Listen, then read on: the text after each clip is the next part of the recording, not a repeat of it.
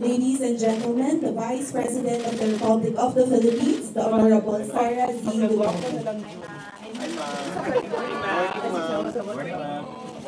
Hello, good morning. Okay na? Yes, ma'am. Okay, sige. Mga kababayan, Assalamualaikum warahmatullahi wabarakatuh. Madayaw, maayong adlaw kaninyong tanan. Magandang araw sa inyong lahat.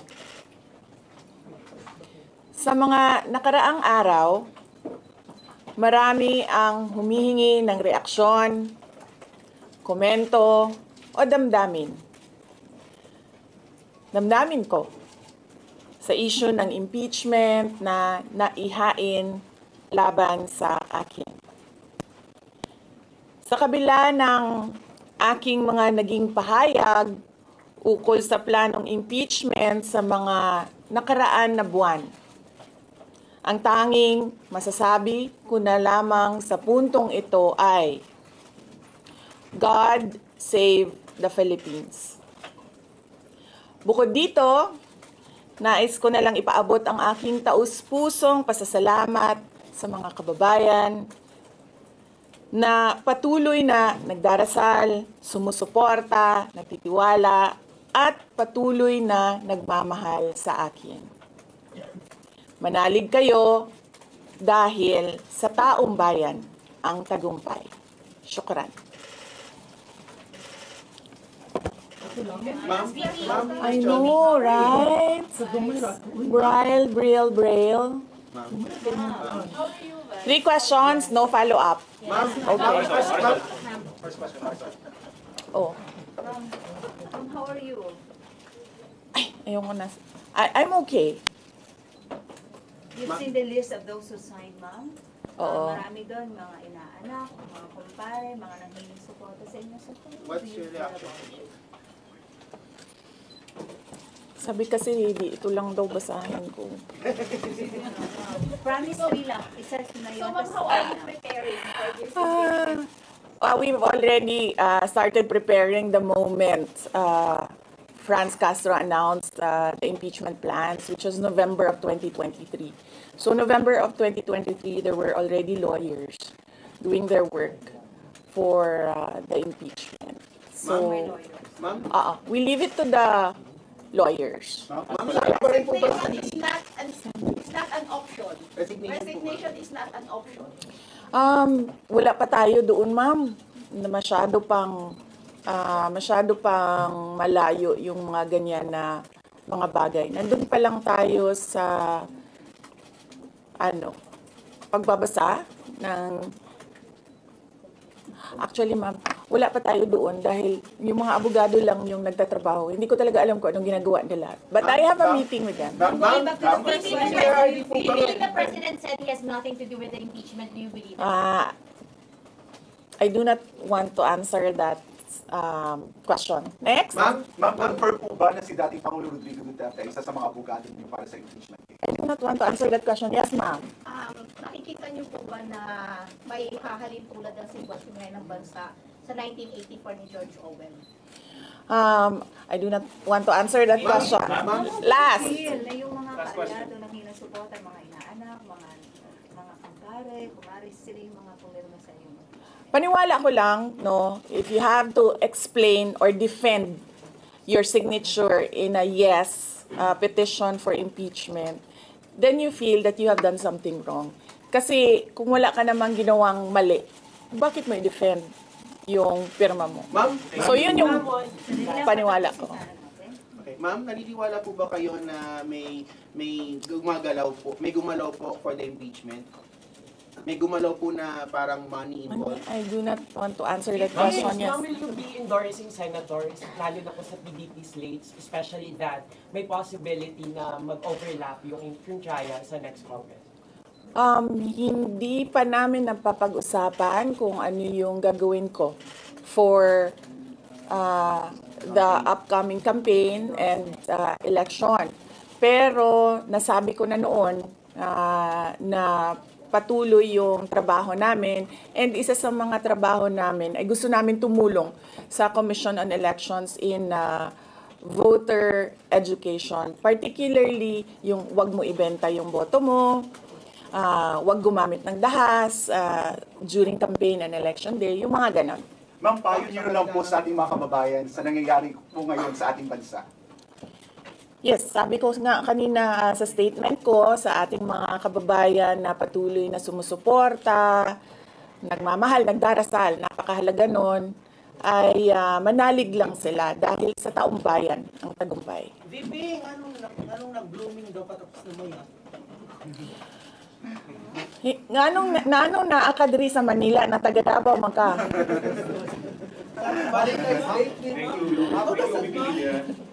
Ma'am, Yes sir. Ma'am, sabi niyo po late last year pa lang nagpe-prepare na kayo para dito. Pwede po i-brief na kung right now po after i-transmit sa Senate, saan na po yung preparation? May legal team na po ba and nasaan na po? Well, may meeting kami mamayang hapon dahil nag-meeting sila kahapon. Hindi ako sumali. So merong briefing, legal briefing mamaya ang mga lawyers. So I will know more this afternoon. Can you name some of the prominent members of your team? Pakikita nyo na yan pagpasok nila ng kanilang entry of appearance. Ma'am, tuloy po ang trabaho kahit may pinaghahandaan po kayo impeachment. Yes sir. Opo. Kakatapos lang po ng planning conference ng Office of the Vice President. So we did it last Tuesday, Wednesday, and Thursday para po sa 2025 and 2026. ma'am, for 2025, may mga maapektuhan ba na programs ng OVP? Yes, nag-announce na kami no na wala kaming wala kaming burial and medical assistance dahil tinanggal yung line na yon sa budget So hindi ka na pwede maglagay ng budget How doon. about the other programs, ma'am? Tutuloy siya. How confident are you that you won't be convicted in the impeachment court? Wala pa tayo. Masyadong pang malayo yan, ma'am. Wala pa tayo. Hindi pa natin ina-assess. Sa VP part, number one for impeachment. Have you talked to Nagtanong ka na ba yes, but kanina?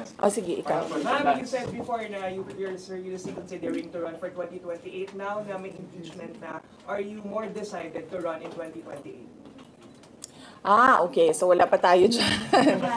Wala pa tayo dyan. But nasabi ko naman di ba, paulit-ulit kung we are seriously considering that. But it's difficult to decide without numbers. So kailangan malaman yung surveys and numbers. Sa next year pa yun. Oo. Pero ma'am, sa tingin niyo ba, ma'am? Sir, nagtanong ka na? Sir, yes, sir.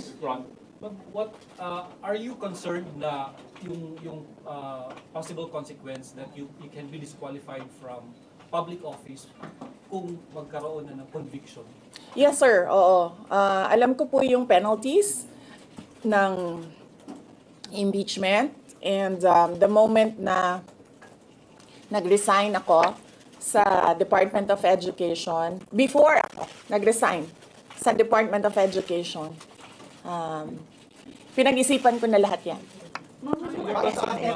Ma'am, sa ngayon ba, masasabi ninyo na lalo pa kayong nainganyo na ituloy ang pagtakbo sa 2028 presidential election? Nasagot ko na ata yung kanina sa question ni Sir na nakaitim. Ma'am, number one in the articles of impeachment was your assassination threat to the president. Do you regret making that statement last week? I did not make an assassination threat to the president. Sila lang nagsasabi niyan. Sila lang nagsasabi may assassination. Sila nagsasabi may assassin, may gunman. Do not say that. Vice, last time, tinanong ko kayo if confident kayo sa numbers ng House. And sabi nyo, hindi kayo confident. And nagkatotoo nga. Ngayon sa Senate, you said na parang meron kayong confidence sa mga senador. So, ngayon, how do you feel about that? Do you still feel confident with the numbers in the Senate? Sandali, Mama. Kailan ko sinabi yung may confidence ako sa numbers sa Senate? Ano exact na sinabi ko? Sorry I cannot remember the exact words that I used.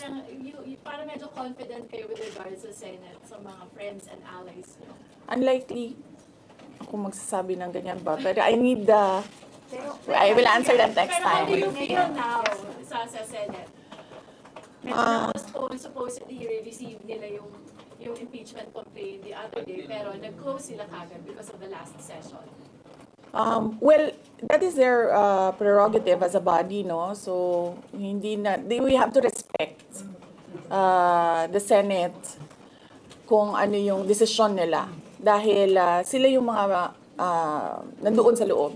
So far you feel assured about your allies in the Senate? We haven't talked. I have not talked to my friends in the Senate. Wala. Last question. Ma'am, will you appear Ma'am, sa message impeachment po kayo court? kay Senator Ivy. Bakit? She's going to block daw the impeachment po, ma'am. Sabi daw po niya, she opposed to impeachment daw po. Bakit kaya? Maybe we should ask. Maybe we should ask her first. Bakit niya i-block yung impeachment? How do you feel po? Sabi ni BBM, hindi niya supportado yung impeachment. Pero number one na, unang-unang pumirma yung anak niya. He was consulted actually. He consulted. Kasi sabi, ito lang daw basahin ko. Ang daming nagbabantay sa gilid. Nakausap niyo na ba yung father niyo after your impeachment? Wala pa. But nagpadala ako ng message through sa kanyang assistant and sinabi ko na ano ba sinabi ko? Hindi ko maalala. I think I said everything will be all right. Yun ata ang sinabi ko. What was his reply? His reply was a song. Ano po ba? MacArthur's Park. Oh, okay. So, nagpadala siya ng video na kumakanta siya. Have you read the complaint? Hindi ko pa nabasa, ma'am, yung complaint. But I understand lahat ng mga complaints na na-file sa House of Representatives, nabasa na ng mga lawyers. Ma'am, will Bakit po you sa pamilya ninyo kahit because sa dating impeachment? Pangulong Any may challenges po? pakiusap ba Sandali, Sarah. Sandali, Sarah. Ma'am, any challenges po na inaharap natin with regards sa preparation sa impeachment? Ang preparation, challenges sa preparations, but so far wala naman. Wala naman kaming na-overwhelm kami kasi ang daming mga lawyers na nag-signify na tutulong sila sa defense. So, ngayon ay pinag-uusapan on how to go about it na makuha lahat ng kanilang commitment of support at makatulong din sila sa pag-iisip kung ano yung gagawin sa defense. Ma'am, Nagtanong ka na, ma'am? Wala pa, ma'am. Sige, ma'am. At least who will lead the defense? Sabihan ko na lang sila na mag-announce na sila kung gusto na nila mag-announce. Pero yung father niyo kasama pa rin? Kasi sabi niyo before, your father would be helping also. Well, he is welcome. He is a lawyer. So he is welcome to give his advice, input in the defense. Ma'am, sa mababa ng trust ratings recently due to the Senate sa Congress hearing. I will not answer that question. Is Yusek Zulaika back? Yes, I'm sorry. Yes. Is Yusek Zulaika Lopez back? Yes. So what happened was, nag-indefinite leave siya, and then she was admitted to the hospital doon sa Davao City na hospital siya, and then discharge siya ng mga doctors with ulitin ko. Si Yusek Zulaika Lopez, nag-indefinite leave siya after nung sa veterans hospital admission niya. Umuwi siya Davao, and then hospitalized siya doon. And then sabi ng doctors niya, we will discharge you but you have to come back ngayon ata, February, for further tests. And then bumalik siya for 1 day dito. Noong January, bumalik siya for 1 day dito sa Office of the Vice President, and she said na mag-leave siya for 2 months. And then I said yes, take the time that you need for your health. And then after a week, bumalik siya. Noong January, after a week, bumalik siya dito, and then she said, hindi ako mag-leave. So sabi ko, okay, welcome back. Ma'am, kamusta po Did you sa appear, ma'am? INC? Meron ba pakikipag-usap kayo sa INC? Dahil sila po yung nag-rally against para wag ituloy yung impeachment.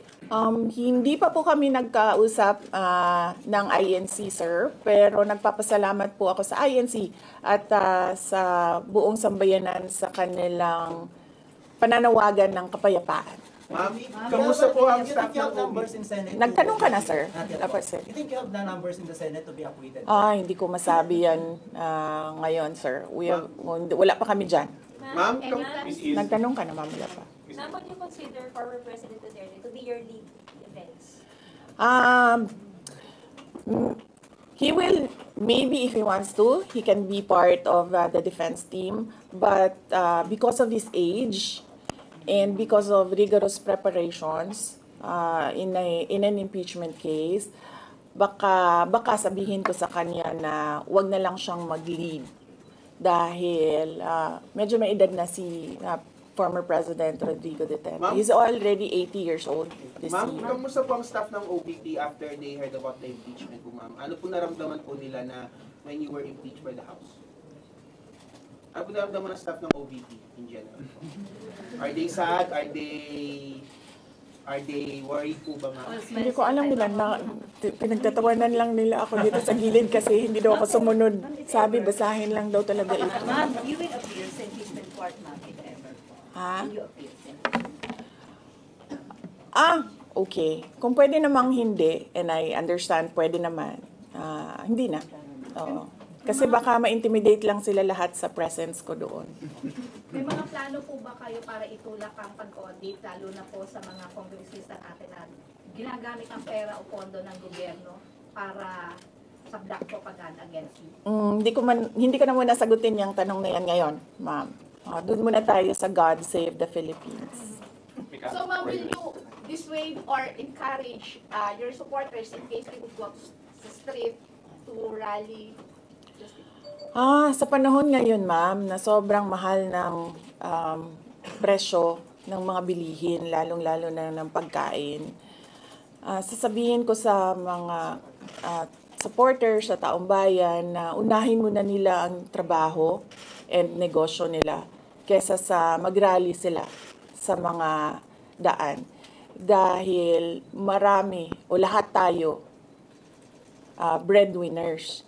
So, merong mga bata or merong mga kapamilya na nagdidepende sa atin.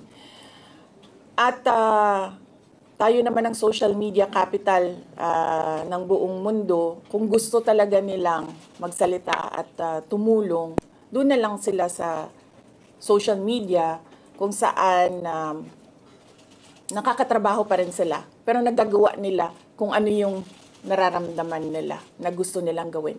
At yun ay magsalita at marinig sila ng taong bayan at ng mundo. Sabi ninyo, hindi nyo pa masabi if you have enough numbers in the Senate for ano po ito. Are you not confident that you have enough allies to avoid a conviction in the Senate acting as an impeachment court? Hindi ko pa naisip yan, sir. I've not counted numbers of votes in the Senate, so we are not there yet.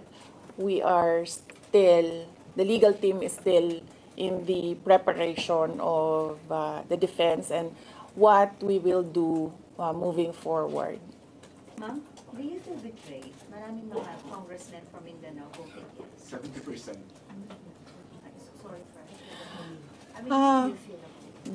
Do I feel betrayed? How do you feel ang daming taga Mindanao na congressmen? Actually, ma'am, wala akong feelings. Wala akong feelings about it. Kasi, kung napapansin nyo, wala naman kasi talaga akong barkada na politiko. I don't join their circles. But we are friends. Yes. But kung ninong at ninang lang ng mga anak, walang ninong at ninang na politiko ang mga anak ko. Oo. Maliban kay Stonefish, dahil nandoon si former President Erap Estrada. So, I don't move in the circle of politicians. Kaibigan, yes. But to say that meron akong close relationship, personal relationship with them, wala naman. Kaya siguro, ganyan din siguro kadali sa kanila ang magdesisyon about the impeachment. Kasi wala naman talagang something that is worthwhile sa aming pagiging magkaibigan. Last question. Ma'am, last on impeachment. Nagkaroon po ba kayo ng prior information na may impeach kayo sa House under last session day? Or may nag-PM ba sa inyo? Naka-receive po ba kayo or may nag-tip sa inyo? Yes. Oo. Si JC. Si JC. Hindi siya natulog. Sabi ko sa kanya, matulog ka na, JC, kasi ang mangyayari ay mangyayari kaya sera-sera. Diba? Ma'am, comment nyo lang po, ma'am.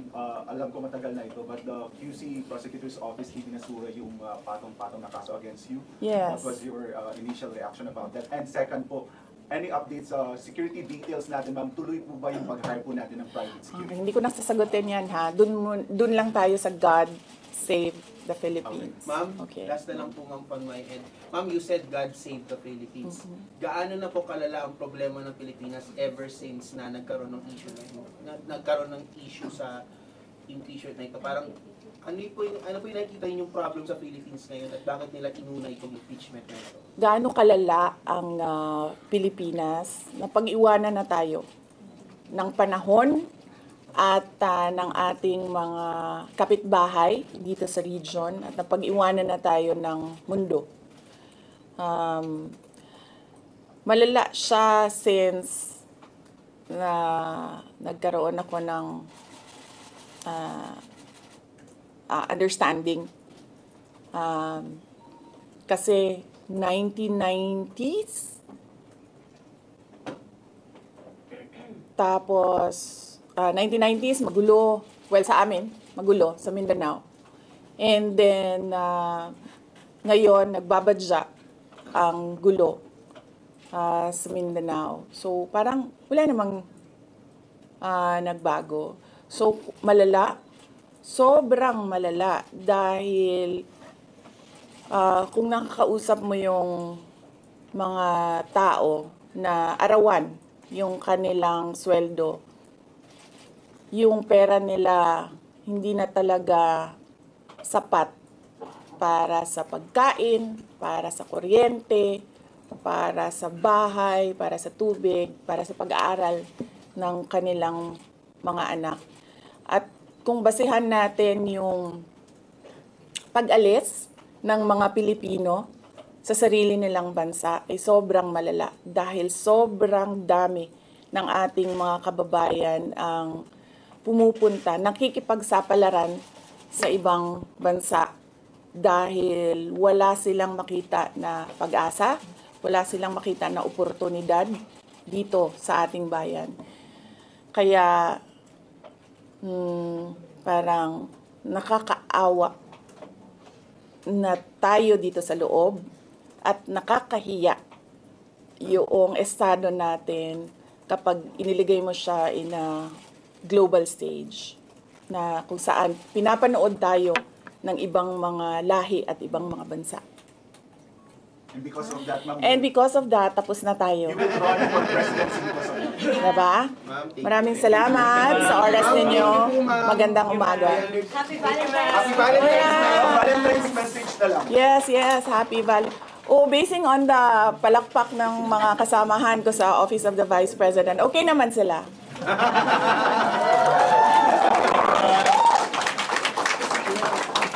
At mga Lenny supporters pa yan, ha? Tignan mo, pero pumapalakpak sila sa akin. No, Valentine's? Yes, Valentine's. Alam nyo, mas masakit pa ang maiwanan ng boyfriend o girlfriend kesa ma-impeach ka ng House of Representatives.